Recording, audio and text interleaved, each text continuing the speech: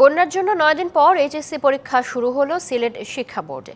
তবে বন্যার পানি নেমে গেলেও অনেক পরীক্ষা কেন্দ্রের রাস্তা জলমগ্ন, কোথাও আবার পরীক্ষার্থীর বাড়িতে পানি। এমন চ্যালেঞ্জিং পরিস্থিতিতে পরীক্ষার পূর্ণ প্রস্তুতি হয়নি অনেকের।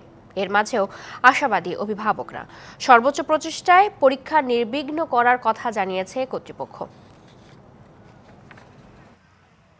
9 দিন পরীক্ষা পেছালেও সিলেট মৌলভীবাজারে এখনো অনেক এলাকা থেকেই বন্যার পানি নামেনি। হাঁটু পানি মারিয়ে পরীক্ষা কেন্দ্রে যেতে হচ্ছে নিচু এলাকায় বসবাস করা শিক্ষার্থীদের। মঙ্গলবার তথ্য ও যোগাযোগ প্রযুক্তি বিষয়ে পরীক্ষা দিয়ে এই বোর্ডের এইচএসসি পরীক্ষা শুরু হলো। সিলেটে তৃতীয় দফা বন্যায় এখনো পানিবন্দী অনেক ঘরবাড়ি, ডুবেছে অনেক এলাকার সড়ক। সব মিলে বন্যা কবলিত এলাকায় সন্তানদের প্রস্তুতিতে ব্যাঘাত ঘটলেও আশাবাদী অভিভাবকরা। পানিবন্দী অনেক মানুষ, বাচ্চাদের অনেক কষ্ট, তবে লেখাপড়া যেইখান থেকে পারে ভালো করে পড়ার চেষ্টা করেছে সব বাচ্চারা। ব্যাঘাত হয়েছে, ঠিক আছে, তারপর মোটামুটি পড়ছে, এক সপ্তাহ পিছনে মোটামুটি পড়া থাকতে ভালোই বলছে। একই অবস্থা মৌলভীবাজারেও।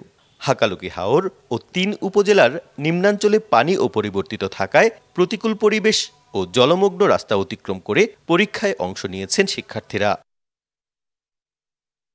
সিলেট বোর্ডে 83,000 এইচএসসি পরীক্ষার্থী মঙ্গলবার অংশ নিয়েছেন।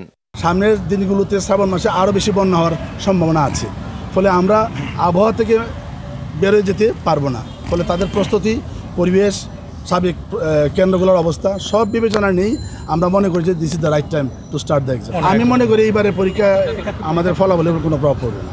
নতুন রুটিনে সিলেট বোর্ডের অধীনে 13ই আগস্ট বাংলা প্রথম পত্র, 18ই আগস্ট বাংলা দ্বিতীয় পত্র, 20শে আগস্ট ইংরেজি প্রথম পত্র ও 22শে আগস্ট ইংরেজি দ্বিতীয় পত্রের পরীক্ষা অনুষ্ঠিত হওয়ার কথা রয়েছে।